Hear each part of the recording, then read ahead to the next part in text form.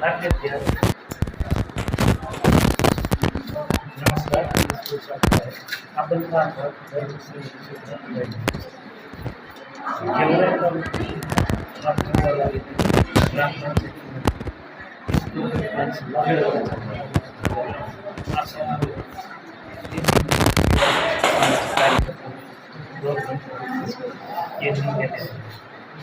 त्यांनी आज हलकी व्हिडिओ सांगत त्यांच्या त्या आज ते आपल्याबरोबर आज त्यांच्या जाणून नेमकं काय कारण किती भ्रष्टाचार चौकशी समितीचं काय आव्हान ते आज बरोबर आपण नमस्कार. नमस्कार. तुमचं नाव सांगा. मी गोवर्धन दत्त काय तुमच्या ग्रामपंचायत किती वडा काय मी 2023 पासून पंचायत समिती काढली. तिथे आज निवडून आमच्या गावात नरेगा निवडून 2 कोटीचा हेरफेर झालं. त्यासाठी मी न्याय मागत आहे. पण गट अधिकारी उपाभियंता हे काही तसं दिसते. त्यानंतर वारंवार पत्र देऊन स्थानक साहेबांनी चौकशी समिती नेमली. त्या चौकशी समितीला नेमून मी 3 महिने ते एक वेळ गावात आले. आपण ते निवडणूक केलं. त्यानंतर मला ते गावात येणार होता की गावाला माझी गावात आलो आणि पाहिलं तर आम्हाला ग्रामसेवक सरपंच रोजगार चौकी आम्हाला संच करून देते. त्यानंतर मी पत्र करून पुन्हा साहेबांना सांगितलं की तुम्ही सुनावणी घ्या. आणि त्या सुनावणीमध्ये सरपंच उपसरपंच ग्रामसेवक बोलून घ्या. त्यांनी जे एक पत्र काढून सुनावणी घेतली. त्या सुनावणीनंतर मला मी सर्व केले की तुम्हाला 7 दिवसात अहवाल भेटत. आज त्या गोष्टीला जवळपास 15 दिवस होऊन गेले तरी कसलाही अहवाल नाही. आणि काल मी साहेबांना फोन केला असता ते तुम्हाला संच कौतुक करून दिले. मग तुम्ही ग्रामपंचायत चौकशी समिती मग तुम्ही करतात काय? तुम्ही एवढ्या अधिकारी काल चौकशी समितीत होता कोण? कोपडे साहेब, सुकुमार साहेब, मगर साहेब आणि गुणवणी साहेब असे 4 लोक गावात आले तुमचं गावात आले. पण त्यांनी हातून पाणी केली. त्यानंतर ते अहवाल देतात. त्यानंतर अहवाल असं म्हणतो की आम्हाला हे नाही संच गोपत नाही. त्यानंतर साहेबांनी किंवा साहेबांनी एक सुनावणी लावून त्याला संच गोपत करून देते. पण आज मी त्यांचं म्हणणं नाही की आम्हाला पूर्ण संच आले नाही. काहीच बरोबर 2023 पासून तर आज 2026 म्हणजे जवळपास 3 वर्ष झाले मी न्याय मागतो. त्याचा किती त्याच्यानंतर मी वारंवार पत्र देत आलो.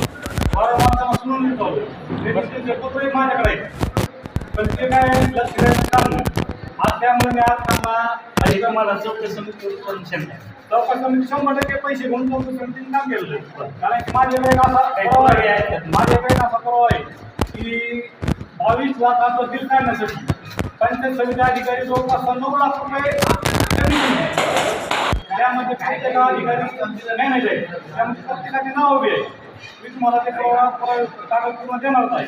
आणि त्याच्यानंतर मी आता एक परवा दिवशी एक अर्ज देता की मला हे करण्यात यावं म्हणून अहवाल देण्यात यावं म्हणून.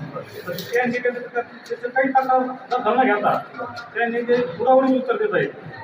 आणि हा पत्र अर्ज देतात त्यांना 3 तारखेला अर्ज देतात की मला अहवाल देण्यात यावा. अहवाल दिला अहवाल तर नाही दिला तर त्या पत्राचं उत्तर सुद्धा आलं नाही. आणि मी असं त्यांनी काल पाठवलं काय केलं की जर तुम्हाला शुक्रवार अहवाल दिला नाही तर दर शुक्रवारपासून रोज एक तास मी पंचायत समितीचे गेटवर पंचायत बी ओ साहेबांच्या कॅबिनमध्ये कोपरे साहेबांच्या कॅबिनमध्ये मी रोज एक तास हलके वाजवणार असं माझा अनुभव आहे. व्हिडिओ साहेबांचं काही तुम्हाला सांगत आहे. व्हिडिओ साहेब फोन करतात. मी देतो म्हणतात. पण काही असं समितीवर तुमचा भरोसा नाही असेल. भरोसा घ्यावा नाही. 2023 पासून मी न्याय मागवतो. आणि आज 2026 झाले. काय करते काय आम्ही पैसे घेतले ते सांगा. आम्ही पैसे घेतले तू नाच सोडून मी नाच सोडून देतो. कारण न्याय घडणार नसला तर मला तुझ्या पावलं उचलला की पुढील काय इशारा असतात तुला मी आता आजपासून म्हणजे शुक्रवारपासून कुठल्या शुक्रवारपर्यंत मी रोज येतात हलकी वाजवणार आहे रोज येतात हलकी वाजणार आहे आणि शुक्रवारपर्यंत जर त्यांनी नाही दिलं तर मी डायरेक्ट आत्महत्या करणार सर बघितलं आपण आपल्याबरोबर होते अथर्वला येथील गव्हर्नमेंट मशीन यांचं असं म्हणणं जर ते मला ह्या दोन न्याय जर नाही दिले तर मी रोज एक तास जेवढ्या समिती व्हिडिओ साहेबांच्या कॅबिनच्या समोर हलकी नाम आंदोलन करीत व अथर्वला येथील झालेल्या कामाचं भ्रष्टाचार योग्य ते चौकशी समितीने अहवाल द्यावा व पुढील रोज एक तास जर अहवाल नाही भेटला रोज एक तास त्यांच्यासाठी आणखी आंदोलन करू याच्या व्यतिरिक्त हे योग्य ते त्यांच्यासाठी अहवाल जर नाही भेटलं तर एवढ्या त्यांच्यासाठी